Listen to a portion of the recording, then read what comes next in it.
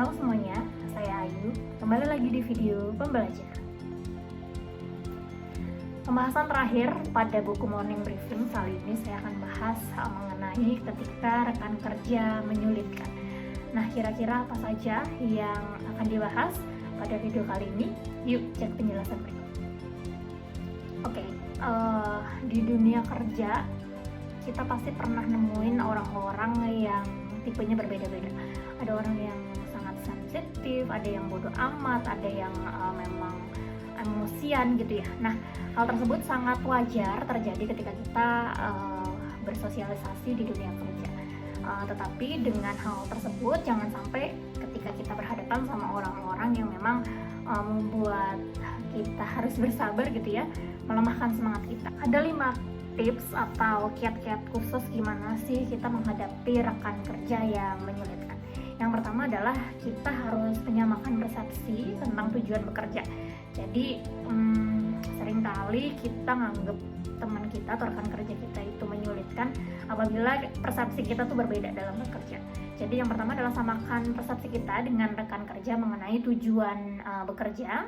Lalu kita harus mendiskusikan juga dengan mereka bahwa tujuan semua orang dalam bekerja itu adalah mengejar prestasi yang sebaik-baiknya. Nah, dengan menemukan kesamaan tujuan persepsinya, maka kebersamaan kita bisa menentukan langkah selanjutnya. Jadi kurang lebihnya tidak terlalu menyulitkan. Yang kedua adalah menempatkan diri di pihak lain. Jadi seringkali kita punya rasa bahwa kenapa sih dia gini, kenapa sih dia nggak ngerti-ngerti gitu ya. Nah, jadi hal tersebut tuh karena kita hanya melihat dari satu sisi saja. Jadi kadang hal seperti itu kita lakukan karena kita nggak tahu tuh sebenarnya dia seperti apa atau berada di sisi yang mana. Nah, untuk memahami rekan kerja seperti itu, kita perlu menempatkan diri kita di posisi rekan kerja kita tersebut. Jadi melihat sudut pandang mereka. Jadi ketika kita bisa melihat sudut pandang mereka, kita tahu gimana cara bisa kita bertindak. Yang ketiga adalah bersikap tetap positif. Bila terjadi sesuatu saat rekan kerja kita memberikan komentar-komentar yang sering menyakitkan gitu ya, atau hal-hal yang enggak kita senangi gitu ya, maka pilihan kita sebenarnya ada dua. Yang pertama adalah terpancing emosi, jadi teman-teman ikut membalas marah-marah, atau yang kedua adalah kita bersikap tetap tenang, positif, dan sopan.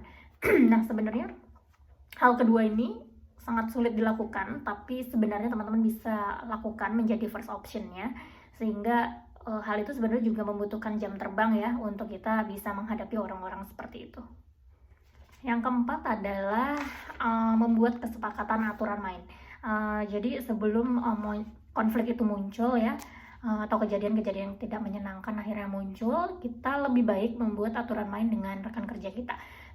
Mungkin ada beberapa contoh aturan main atau rules yang kita buat. Di antaranya adalah apa yang harus saya lakukan bila kamu lupa melakukan sebagian tugasmu sehingga menghambat kelancaran tugas kita, atau hal yang bisa terjadi juga, apakah saya boleh mengingatkanmu bagaimana caranya.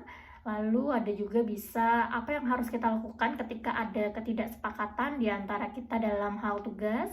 Lalu bisa juga apa yang harus kamu lakukan bila tugas yang berkaitan dengan saya tidak sempat kamu kerjakan karena kamu sedang overload. Nah, hal-hal ini sebenarnya kita bisa tuliskan gitu ya, kita bisa bicarakan kepada rekan kerja untuk menjadikan hal tersebut sebagai satu rules. Dan tips atau kiat-kiat terakhir adalah no hard feeling. Jadi sebisa mungkin kita harus bersikap profesional ya. Jadi jangan biarin keadaan-keadaan seperti teman-teman yang menjengkelkan atau memang sulit diajak bekerja itu mempengaruhi kita dalam bekerja sehingga menurunkan produktivitas kita. Nah, sebisa mungkin jangan masukkan ke hati ucapan-ucapan atau memang hal-hal yang membuat kita down moodnya ya, sehingga kita bisa tetap fokus dalam bekerja. Terima kasih teman-teman sudah menonton video ini sampai habis.